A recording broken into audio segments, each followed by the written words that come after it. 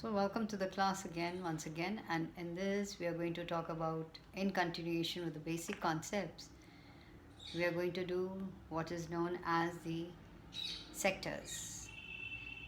Now, earlier, remember we studied the other three phases of the circular flow. One is where the income gets generated, circular flow of income, that is production. So there we use the product method. And then distribution, the distribution phase of income, and that is known as the income method of measuring national income. And then we have what is known as the disposition phase, and that is known as the expenditure method of measuring national income or measuring the income of an economy. Now, based on all this, let us just study about or find out what are these industrial sectors. What are the, see, for the first two, that is for the value added method and for the income method, what we do is we divide the economy into their industrial sectors. So in order to do that, we classify the production units of the economy into what is known as industrial sectors. So what are these? Primary sector, secondary sector, and the tertiary sector. And when we are doing the expenditure method for measuring income, in that what we've done is we have divided the domestic territory by way of the people who demand final goods. What are the units? Who demand the final goods? So it is the consumer households, it is the general government, demand for goods and services, your expenditure, demand and expenditure is one and the same.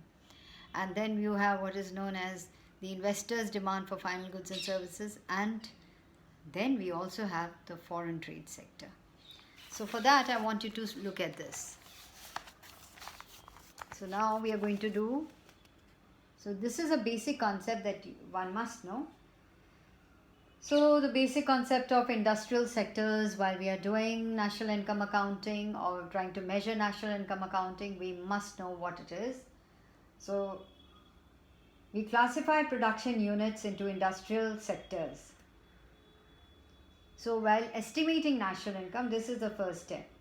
Production units are classified into primary, secondary, and tertiary sectors.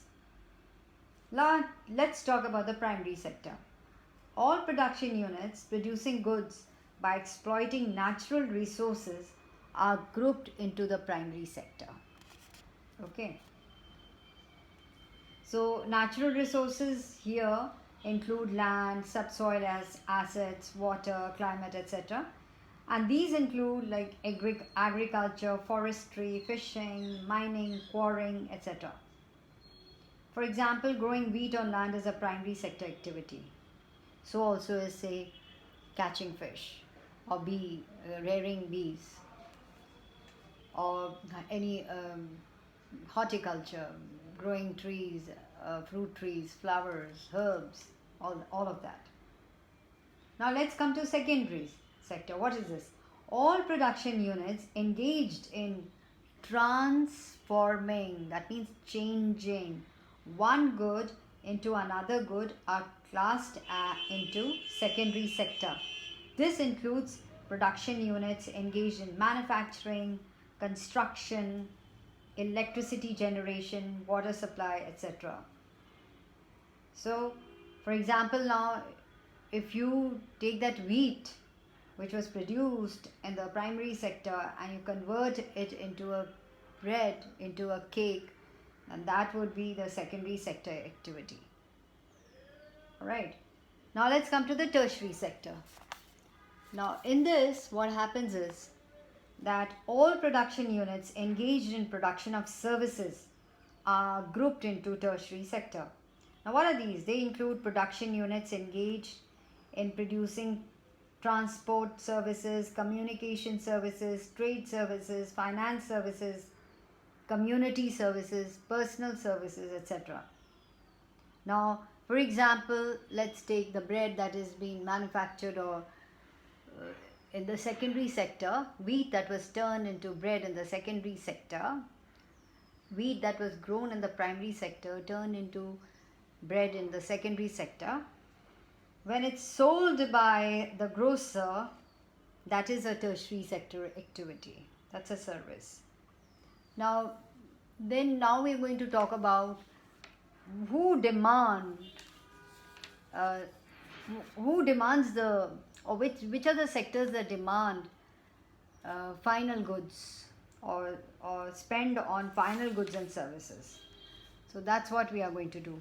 So just make a note that for the measurement of national income by value added method or by the income method, we divide the whole economy into industrial sectors. But when we take up expenditure, then we want to know who demands.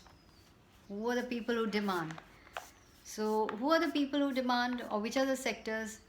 We put them, broadly classify them into four. One is the household sector, the second is the general government, third is the investment sector or the firms as you call it, and the fourth is what is known as the foreign trade sector. So just go through that, just look at this, and this is how we calculate national income by expenditure method. So an expenditure